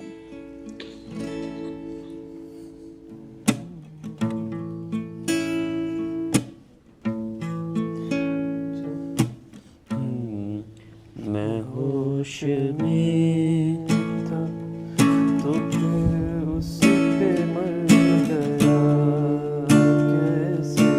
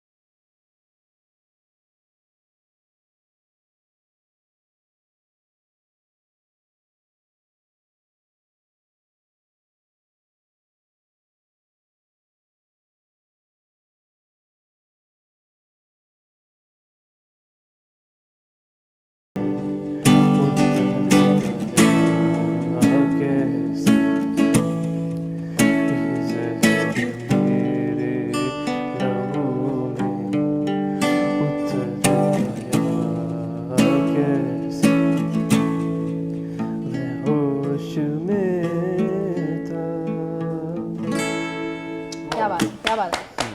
और बड़ी बात होती है कि आप किसी लेजेंडरी सिंगर को गाने की इवन दो ट्राई भी करें, ये बड़ी बात होती है। और ये हमारी यूथ में आजकल हमें ये नज़र आ रहा है, अगर हम म्यूज़िक की साइड पर जाएं तो हमें नज़र आ रहा है कि भाई म्यूज़िक इंडस्ट्री में बड़ा स्कोप आ गया है, यूथ जो है वो बड़ा काम कर रही है। और अच्छा लगता है जब वो हमारे पुराने सिंगर्स के जितने पुराने ट्रैक्स हैं उनको निकाल के लाते हैं और उस पर काम कर रहे होते हैं, उस पर वर्कआउट कर रहे होते हैं। मैं भी रिसेंटली अपने शो में डिस्कस करी थी एक बात कि हमारी पाकिस्तान की एक बड़ी लेजेंडरी आर्टिस्ट, बड़ा नाम, मैडम नूरजहां जी, उनका गाया हुआ एक गाना जो कि कुछ टाइम पहले हमारे एक ऐसे साहब ने कवर किया जिनको कोई पता ही नहीं है म्यूज़िक होता क्या है, उन्होंने बस उसको उठा के कवर कर दिया और वो मिलियन में बिलियन में व्यूज़ चले गए। और उसके बाद आप किसी भी बच्चे से बिठा के अगर पूछें कि भाई ये गाना, क्योंकि I am not taking the artist name, I am not taking the song name, लेकिन आप किसी से भी बिठा कर पूछें कि भाई ये गाना किसने गाया, तो फटाफट उन साहब का नाम ले देते हैं। कितनी एम्बैरेसमेंट है हमारे लिए कि हमने अपने बच्चों को बताया ही नहीं है कि हमारे लेजेंडरी सिंगर्स के गाए हुए गाने हैं ये, जिनको इस तरह से तबाह बर्बाद किया जा रहा है, तो वहाँ पर ऐसे लोग, यानी इन दोनों जैसे लोग और भी हमारी बड़ी यंग जनरेशन काम कर रही है सिंगिंग इंडस्ट्री में, जो कि पुराने गानों को या हमारे पुराने सिंगर्स को रिवाइव कर रही है, उनको ज़िंदा रखे हुए है। बड़ी बात है, सलाम पेश करते हैं हम ऐसे लोगों को, अपनी यूथ को। और मैं अगर बात करूं, एक बड़ा नाम अपनी पाकिस्तान की हमारी मीडिया इंडस्ट्री का, मेरी सोर्स ऑफ इंस्पिरेशन रहे हैं वो हमेशा से, बहुत पोलाइट इंसान, फैसल कुरैशी भाई। उनका एक जॉनरा है, उनका एक पैटर्न है। उनका अगर आप फ़ोन उठा लें तो उनके मोबाइल में ऑलमोस्ट कोई 2,500-3 हज़ार गाने हैं जो उनकी प्लेलिस्ट में चलते रहते हैं, लेकिन उसमें से एक गाना भी आपको किसी और जगह का नहीं मिलेगा, सारे पाकिस्तानी नंबर्स हैं। और ये वाकई उनका एक जज्बा है पाकिस्तान से मोहब्बत का। और कहीं भी वो किसी सिंगर, देखिए हम एज ए सिंगर हमारी मजबूरी है स्टेज पे कुछ इस तरह के ट्रैक्स भी परफॉर्म करना जो कि पब्लिक रिक्वायरमेंट होती है, क्योंकि हम जब गा रहे होते हैं तो हमें लोगों की भी सुननी पड़ती है ना, ऑडियंस की भी सुननी पड़ती है। लेकिन दर हकीकत हम हमेशा से यही चाहते हैं, और मैं हमेशा से कोशिश यही करती हूँ कि हम पाकिस्तानी जो भी हमारा कंटेंट है उसको प्रमोट करें, पाकिस्तान के बच्चों को प्रमोट करें, पाकिस्तान के म्यूज़िक को प्रमोट करें। अच्छा यूसुफ साहब तो खैर माशाल्लाह से एज अ पाकिस्तानी काम कर रहे हैं। दादा, कराची पाकिस्तान ये जो मिलाप हुआ ये कितने टाइम पहले हुआ? माशाल्लाह बहुत अरसा हो गया है। अच्छा। और हमने एक अवार्ड सेरेमनी की थी, यूसुफ भाई को माशाल्लाह अवार्ड के लिए दावत दी थी, चीफ गेस्ट भी थे। तो इनका नाम बहुत सुना था, यूसुफ पाकिस्तानी, यूसुफ। एक इश्तियाक था, एक ख्वाहिश थी कि यूसुफ भाई से मुलाकात हो। जब मुलाकात हुई तो वाकई लगा कि ये नाम की तरह, जिस तरह यूसुफ खूबसूरत एक शख्सियत का नाम है, क्या बात है, और पाकिस्तानी उनमें जज्बा था, जज्बा हुब्बुल वतनी है। और मैं समझता हूँ कि जितने भी लोग काम कर रहे हैं माशरे के लिए, उनमें अगर मेरी नज़र से देखा जाए तो सारे फहरिस्त हैं। बिल्कुल ऐसा ही। और क्योंकि रियलिटी और अपनी जेब से कर रहे हैं सब कुछ, ये बड़ी बात, ये बड़ी बात होती है कि यदि आप पाकिस्तान की मोहब्बत में, पाकिस्तान की आवाम की मोहब्बत में कुछ खर्च करें। अभी इन्होंने जो प्रोग्राम किया था सदका पाकिस्तान, आपको मैं बताऊं आप हैरान हो जाएंगे। 15 लाख रुपए इन्होंने अपनी जेब से खर्चा किया है, सिर्फ पाकिस्तान की आवाम की खुशहाली के लिए, सलामती के लिए। 25 करोड़ आवाम का सदका दिया है इन्होंने। जहाँ पर मोहब्बतें होती हैं बेटा, वहाँ पर सच्ची बात है, ना पैसा देखा जाता है ना कुछ और देखा जाता है। ये बात बहुत बड़ी हकीकत है। और हर किसी का मोहब्बत का एक अंदाज़ अपना होता है। तो हर आशिक का भी एक अपना अंदाज़ है। जैसे आप आशिक कराची हैं तो हर आशिक का भी एक अपना अंदाज़ है। और मोहब्बत में जो ना कीमत देखी जाती है, ना पैसा देखा जाता है, ना वक्त देखा जाता है। ये तो मेरी अपनी बात है। ये तो बस मुझे नहीं पता चलता कि मेरे अंदर ये जज्बात कहाँ से आ जाते हैं। और इस काम को करने के लिए बहुत बड़ी हकीकत से मैं एक और पर्दा उठाऊंगा अपने ऊपर से ही, कि मैं कुछ भी नहीं था, सिर्फ एक ख्याल आता था कि मैंने पाकिस्तान के लिए काम करना है। तो बात यह आई, दोस्तों में बैठते थे कि भाई पहले पाकिस्तान के लिए काम करने से पहले पहले अपनी औलाद के लिए तो कुछ करो। उसका नाम फिर हमने रख दिया मिनी पाकिस्तान। यस। तो कि जब पहले फिर ये बातें होने लगी जी कि मिनी पाकिस्तान जब कामयाब हो जाएगा, तो अगर का लफ्ज़ इस्तेमाल होता था उसमें, अगर मेरा मिनी पाकिस्तान कामयाब हो गया। वो मिनी पाकिस्तान क्या था कि मेरे अपना घर जो ना मेरे बच्चे संभाल लें, मेरे घर के अखराजात पूरे हो जाएं, ताकि मैं अगर किसी के लिए कुछ करूं तो मुझे जाके किसी दूसरे से ये ना मांगना पड़े कि यार मेरी गाड़ी में पेट्रोल डलवा दे। और मज़े की बात यह है कि उस टाइम पे मेरे पास एक मोटरसाइकिल होती थी जब मेरे ये ख्यालात थे। आज तो अल्लाह पाक का रहमत है, मतलब है कि हर तरह की गाड़ी, ये शुक्र है अल्लाह पाक का। तो कहने का मकसद ये है कि पहले बंदा अपनी ज़ात के लिए कुछ करे। तो यही बात आती थी दोस्तों में बैठ के कि यार पहले अपने लिए कुछ करोगे, दिखाने के लिए कुछ तो हो कि यार ये बंदे ने कुछ पाकिस्तान के लिए किया है। पहले अपने बच्चों के लिए कुछ किया है, तो उसके बाद ये पाकिस्तान की बात करता है। तो वो मेरे रब ने मुझे उसमें कामयाबी दी। तो जब मैं तकरीबन आज से 4 साल पहले, जब मैं बिल्कुल अल्लाह ने मुझे कामयाब कर दिया, बच्चों ने कारोबार संभाल लिए और मेरे अल्लाह ताला ने अपने सिस्टम बना दिए। और मेरी एक सोच होती थी कि मुझे अल्लाह से मांगने का बेटा बड़ा मज़ा आता है। मैं अल्लाह से मांगने में, अल्लाह की कसम, मुझे आज से जो ना 32 साल पहले मांगना आ गया था। मैंने ऐसे एक रेडियो लगाया हुआ था, कटिंग कर रहा था, दर्जी था, कि मतलब कि मेरे इतने वो एक मशीन थी उस पर काम कर रहा हूँ मैं। तो आया कि रेडियो सुना, तो उसमें आया कि अल्लाह ताला उन लोगों से बड़ा खुश होता है जो अल्लाह से मांगते हैं। बेशक। अच्छा, फिर उसके बाद अल्लाह की कसम मुझे फिर किसी और से ना मांगने की ज़रूरत पड़ी। अच्छा, आज भी मेरी ये रूटीन है मेरी। मुझे एक शख्स मिल गया रास्ते में, तो उसने मुझसे कहा यार कभी अल्लाह का भी शुक्र अदा किया? तो मैंने कहा यार करते तो हैं। बोले नहीं ऐसे नहीं, कुछ सजदे की सूरत में। तो आज तकरीबन मेरे ख्याल से 32 साल हो गए हैं शायद, या 28 साल ऐसे कुछ, कि मेरी एक रूटीन है कि मैंने जुम्मे वाले दिन पहले तो मैंने शुक्राने के 2 नफिल पढ़ने हैं कि अल्लाह ने मुझे इतनी नेमतों से नवाजा है, और फिर मैंने तौबा के पढ़ने हैं। फिर अगर कोई भी मुझे काम है, मुझे किसी किस्म के भी मसले मामलात हैं, तो मैं 2 रकात नमाज हाजत जब मैं पढ़ लेता हूँ ना, तो आप यकीन करें कि मेरे ज़िंदगी का, मैं तकरीबन लोगों को मैं ये बात बोलता हूँ कि यार आपके काम जो ना ज़िंदगी में बेटा अल्लाह आसान कर देता है, और उसके लिए आपका जो कहते हैं, लोग कहते हैं जी खलूस नीयत, खलूस नीयत, खलूस नीयत बंदा अपने लिए अगर अच्छी नहीं कर सकता तो वो दूसरे के लिए क्या करेगा वो। और खलूस नीयत क्या है कि जब मैं मिसाल के तौर पे मैं यहाँ प्रोग्राम में आ रहा हूँ, पहले जी उठो जी, नहाओ धो जी, कंगा करो, फलाना फलाना जी, तो कपड़े नए पहनो जी, उधर प्रोग्राम में जा रहे हैं। तो मैंने एक जो चीज़ जो ना रूटीन पकड़ी हुई है कि मैंने जब मैंने नमाज पे जाना है या मैंने मस्जिद में जाना है, तो मैं पहले से एक रूटीन बना के जो ना दिमाग में होता है कि मैं अल्लाह के घर जा रहा हूँ और मैं मांगने जा रहा हूँ। और जब आप उस नज़रिए के साथ जब आप जाते हो ना, तो बेटा 100% आप कामयाब हो। यही ज़िंदगी का शोभा। मैंने इस चीज़ को पकड़ा कैसे, मैंने दुनियावी मिसाल सामने रखी कि जब हमने किसी से कुछ लेना होता है तो हम उसकी बड़ी तारीफ करते हैं कि जी आप बहुत अच्छी हैं। यूसुफ साहब की बातें इतनी खूबसूरत चल रही हैं, बिल्कुल इंटरप्ट करने का मुझे दिल नहीं चाह रहा, लेकिन छोटा सा हमारा एक टी ब्रेक है जिस पे हमें जाना बहुत ज़रूरी है, मजबूरी कह रहे हैं। और चलते हैं एक छोटे से टी ब्रेक पे, यूं जा रहे यूं वापस आ रहे, कहीं मत जाएगा। We'll be right back after this short break.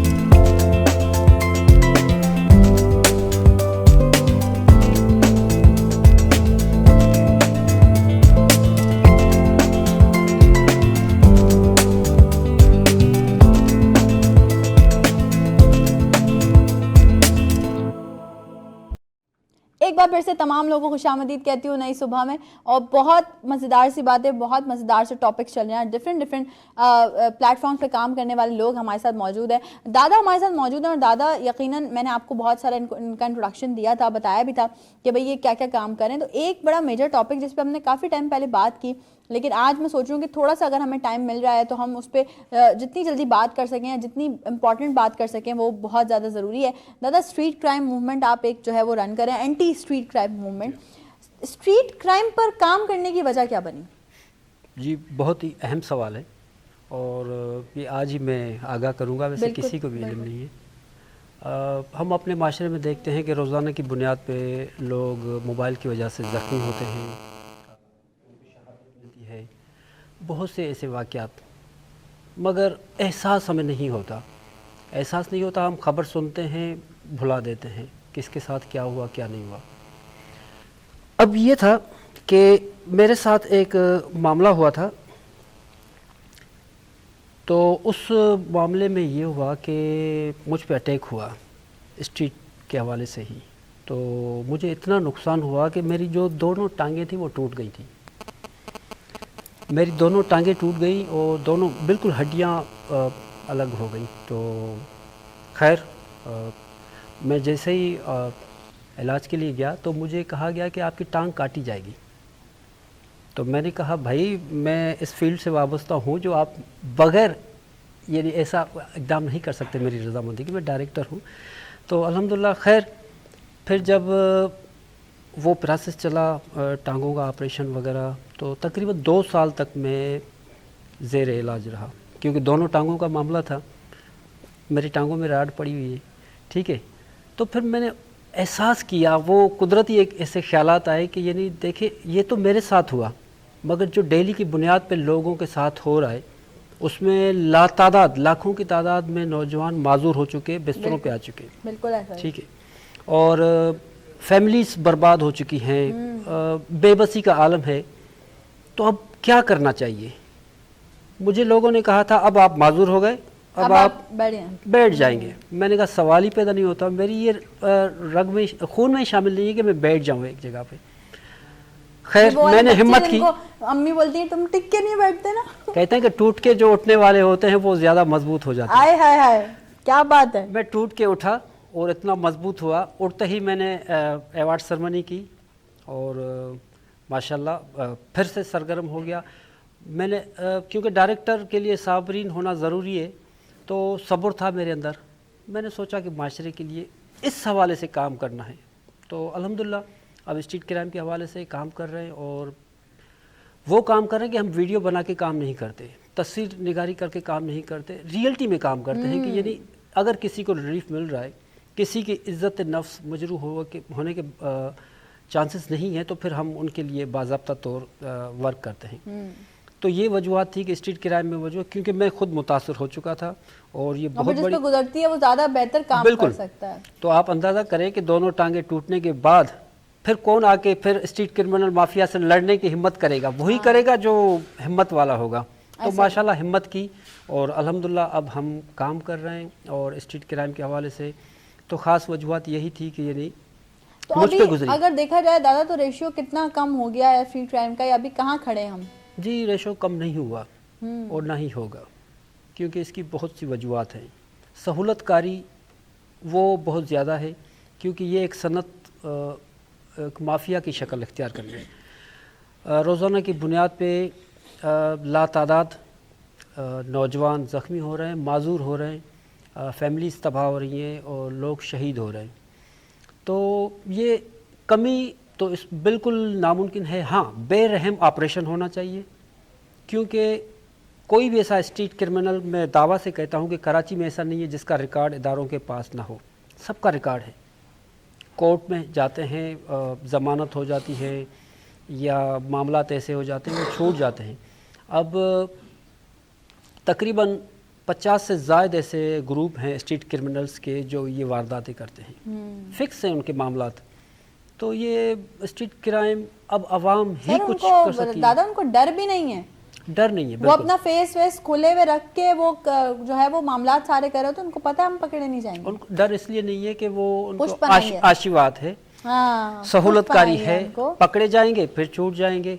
आप देखें डेली की बुनियाद पे पकड़े भी जाते हैं, फिर देखें कि दूसरे दिन वो आज़ाद होते हैं। तो फिर डर किस चीज़ का? अल्लाह पाक हम डर सब- तो तभी होता है कि जब सज़ा मिले। बिल्कुल, अल्लाह पाक हम सबको ये जो स्ट्रीट टाइम वाले लोग हैं इनसे बड़ी महफूज फरमाए, क्योंकि एक इंसान, हम पहले भी इस पर बात कर चुके हैं कि वो पता नहीं ना जाने उसने कितनी अपने जमा पूंजी जमा करके अपने लिए मोबाइल लिया होगा, या अपने जो है वो कोई सैलरी लेके घर जा रहा होता है, कोई घर के कोई राशन का सामान लेके घर जा रहा होता है, उसमें पैसे सारे अपने लेके जा रहा होता है। तो ये जो जब आते हैं ना, तो ये बिल्कुल भी आसरा ही नहीं करते कि भाई उनको पता ही नहीं कि सामने वाला जो अपने घर का वाहिद कफील है वो बिल्कुल उस चीज़ पे किसी भी किस्म का कॉम्प्रोमाइज़ नहीं करता। जब बात कॉम्प्रोमाइज़ की है तो दुआ से मैं ज़रूर पूछूंगी कि हमें हेयर ट्रीटमेंट में ऐसा क्या करना चाहिए कि हम कॉम्प्रोमाइज़ ना करें बालों पे, बिल्कुल भी।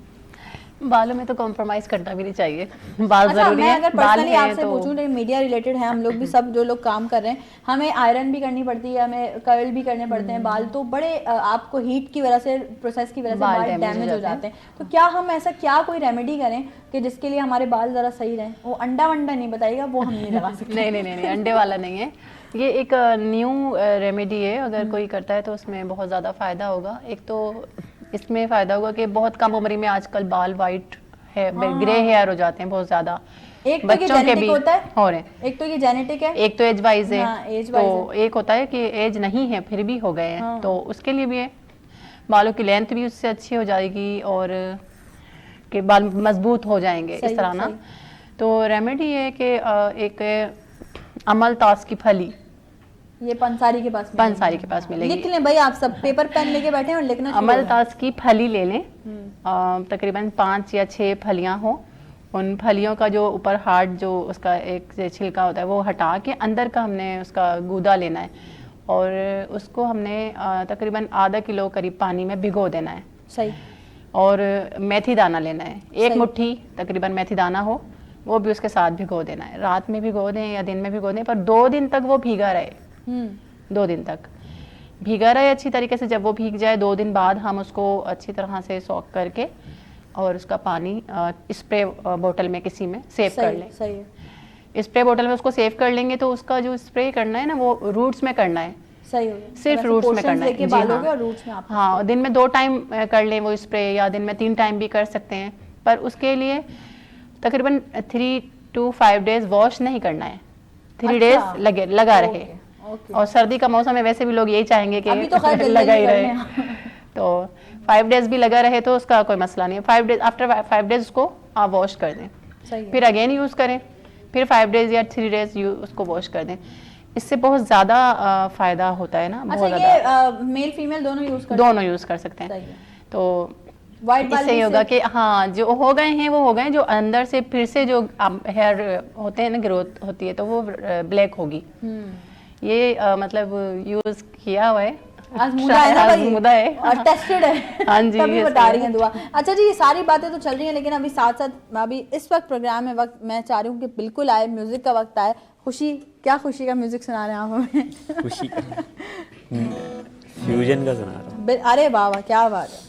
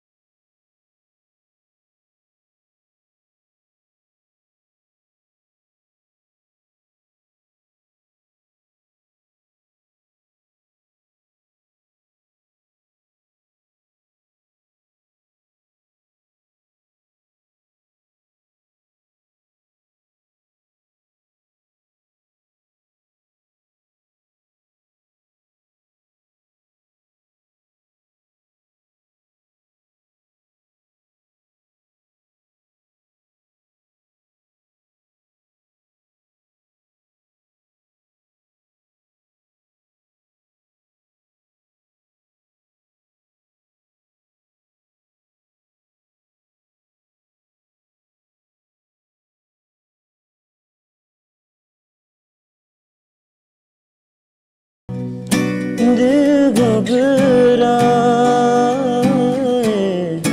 तेरे बिना रे, चैन ना आए तेरे बिना।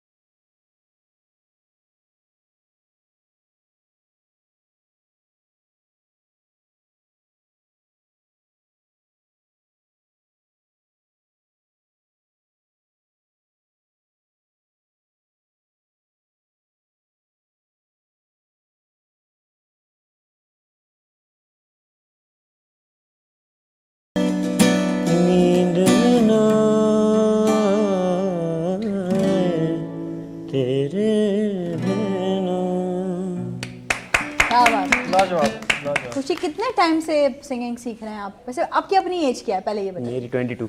22। कब से आप फील्ड से वापस हैं? कितना अर्सा हो गया? बचपन से गा रहे हैं? 4-5 साल से गा रहा हूँ। 4-5 साल से गा रहे हैं? 4-5 साल की उम्र से गा रहे हैं? उम्र से, हाँ। क्या बात है। ये जो गले में एक रचाव है ना, ये जो पक्कापन है, वो हमें इस बात। अच्छा, पाकिस्तानी सिंगर्स में अगर देखा जाए तो आपका कौन है फेवरेट? शफकत।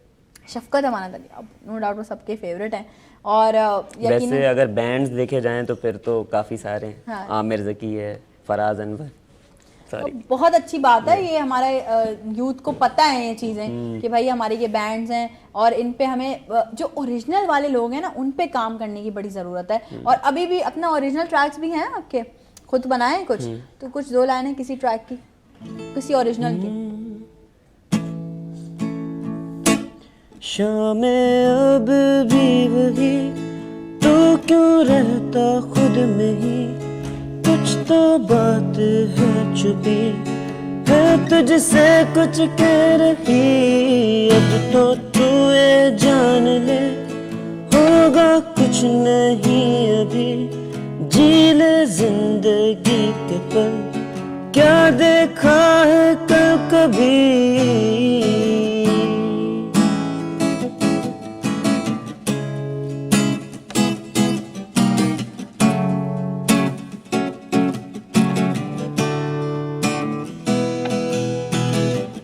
है ये सफर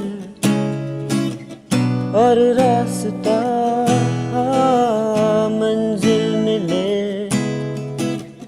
कब क्या पता,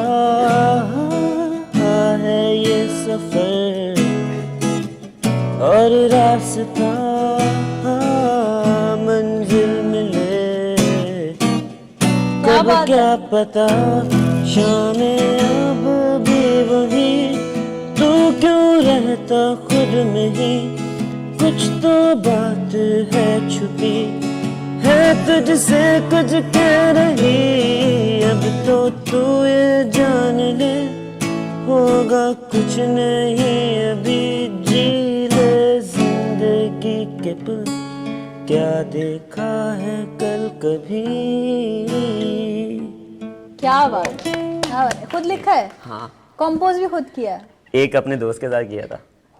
क्या बात दोनों है, मतलब क्या साथ। बात है। जबरदस्त। रिलीज कर दिया ये? नहीं। ओह, एक्सक्लूसिवली सुना दिया नई सुबह में भाई खुशी ने हमें। और बहुत अच्छी बात है कि इंसान जो अपने ओरिजिनल्स पे भी काम कर रहा है, और ये स्कोप, ये टैलेंट, ये यूथ में हमें और मज़ीद उजागर करने की ज़रूरत है, चाहे वो म्यूज़िक फील्ड हो या चाहे वो हमारी कोई भी फील्ड हो, कि भाई आप अपना एक तो अपनी चीज़ें प्रमोट करें, ओरिजिनल चीज़ें करें, और दूसरा ये कि पाकिस्तानी बी पाकिस्तानी, और हमेशा जो है वो पाकिस्तान की चीज़ों को प्रमोट करें, पाकिस्तान की चीज़ों को लेके चलें, ताकि कल को जब आप अपनी एक उम्र को पहुँचें तो आपको कहीं रिग्रेट ना हो कि यार मैंने पाकिस्तान के लिए कुछ नहीं किया। और यूसुफ साहब जब लास्ट टाइम हमारे शो में आए थे ना, तो आपने एक हमसे बात कही थी जो मैंने अपने पल्ले बांध दी, और मैं हमेशा लोगों से बात अब मैं आप मतलब पूछती हूँ कि यूसुफ साहब ने कहा था कि भाई बहुत सारे ऐसे लोग हैं जिनका ये शिकवा है कि पाकिस्तान ने हमें क्या दिया है, तो उनसे हम पूछते हैं भाई आपने क्या दे दिया पाकिस्तान? बिल्कुल ऐसे। तो ये अब तकरीबन मेरे हर शो में जब भी हम टॉपिक पे बात कर रहे होते हैं पाकिस्तान के लिए, पाकिस्तान की यूथ के लिए, तो मैं ये बात ज़रूर कहती हूँ कि भाई बहुत सारे ऐसे लोग हैं जो ये कहते हैं कि भाई पाकिस्तान ने हमें कुछ नहीं दिया, पाकिस्तान में तो बेरोज़गारी है, पाकिस्तान में तो ये ठीक है, आपका अगर अपना घर है उसमें भी 10 तरह के मसले मसाइल होंगे, पर इसका मतलब ये हरगिज़ नहीं है कि आप या तो घर छोड़ के चले जाएं या आप जो है वो बोलें कि अब मैं तो कुछ कर ही नहीं रहा, भाई तुम लोग जानो, तुम्हारा काम जाने। आप यकीनन कोशिशें करते होंगे कि यार मैं ये काम कर दूं, शायद घर के मसले हल हो जाएं। तो इसी तरह से ये जो पाकिस्तान है ना, ये भी अपना घर है, इसको भी ओन करें। जब तक ओन नहीं करेंगे तब तक कुछ नहीं हो सकता। यूसुफ साहब, मैं चाहूँगी, प्रोग्राम का टाइम बिल्कुल अपने एंड तक पहुँच गया है, क्या मैसेज हमारी नौजवान नस्ल और तमाम पाकिस्तानियों को देना चाहेंगे? मैं जो आपने जो बात की है ना कि पाकिस्तान ने मुझे क्या दिया, तो पाकिस्तान ने तुझे एक नाम दिया, तुम्हें एक पहचान दी। अगर मैं इस मुल्क को छोड़ के कहीं जाता हूँ तो कहलाऊँगा मैं पाकिस्तानी। कहीं अगर मैं बाहर जाता हूँ तो कोई नहीं पूछेगा कि आपके वाली साहब का क्या नाम है, वो यही पूछेगा कि आपकी कंट्री कौन सी। तो मतलब है कि मैं फ़ख्र से बता सकूँ कि मैं पाकिस्तानी हूँ। लेकिन बात ये आती कि हम दूसरों से जो उम्मीदें रखते हैं ना, कि ये सारे काम आप नहीं कर रहे हैं या ये करेंगे, तो मैं कहता हूँ यार आपका कोई हक नहीं बनता, क्या मेरा कोई हक नहीं बनता कि मैं भी कोई एक अच्छा काम कर सकूं। और अल्लाह का शुक्र है मैं करता हूँ तो मैं बोलता हूँ, मेरी आदत है पहले कुछ बोलने से पहले मैं पहले उसको मैं खुद प्रैक्टिस करता हूँ, क्या बात है। खुद काम करने के बाद फिर मैं दूसरों को बोलता हूँ। इसके लिए मैं ये जुमला भी कहता हूँ कि पहले समझो, पहले सीखो, फिर दूसरों को समझाओ, फिर सिखाओ तो क्या मज़ा बात, आता क्या है। बात है, खूबसूरत खाली बात। सिर्फ सुनी सुनाई बातों पे चले जाना तो वो भी मज़ा नहीं आता। बिल्कुल बिल्कुल ऐसे तो उन लोगों से सिर्फ ये कहूँगा कि जो लोग शिकवे दूसरों से करते हैं ना, मुझे आपसे एक मिसाल है शिकवा है, तो वो शिकवा मैं अपना कोई ऐसा काम करूं कि आपको मैं बता सकूं कि बेटा अगर आपने नहीं किया ना तो वो काम मैंने करके दिखा दिया। ये है असल मेरा पैगाम है इस यूथ के लिए। क्या बात है यूसुफ और साहब, मतलब है कि यूथ बहुत कहते हैं जी खूबसूरत मैंने पाकिस्तान के लिए किया, मैं कहता हूँ लोग झूठ बोलते हैं कि मैंने पाकिस्तान के लिए किया। हर इंसान अपनी ज़ात के लिए करता है। आहा, यहाँ तो ये कि अगर आप पाकिस्तान के लिए करते हो तो लगाओ ना अपना पल्ला, तो फिर मैं बोलूंगा कि यार क्या आपने बात है, पाकिस्तान क्या के बात लिए है, किया। खूबसूरत बात। बिल्कुल बिल्कुल एंड पे हमारा प्रोग्राम। दादा मैं चाहूंगी 2 लाइंस में आपका भी खूबसूरत सा मैसेज आवाम तक पहुंच जाए।